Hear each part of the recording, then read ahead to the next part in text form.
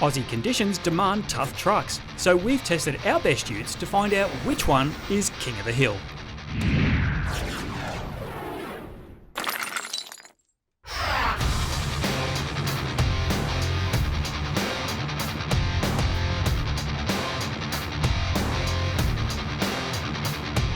Off-road is where we put the clearance and geometry claims of our 10 four-wheel drive utes to the test.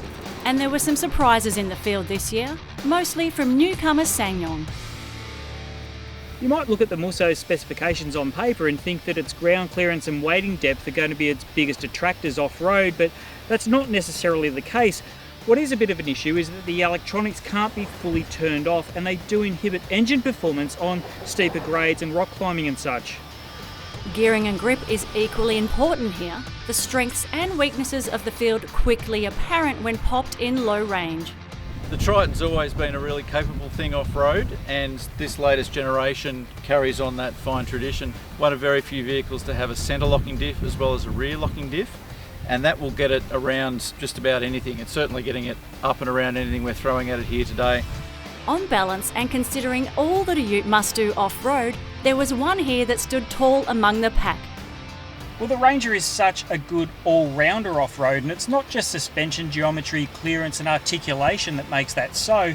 It's a nice torquey engine and one of the broadest spread of gear ratios on test that makes this a really capable vehicle off the beaten track.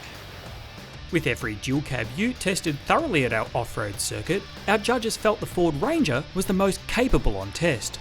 The Ford's outstanding clearance and geometry, as well as its strong driveline performance and grip, gave it an advantage the others found hard to match, a point we're sure recreational four-wheel drivers and agricultural buyers are bound to appreciate.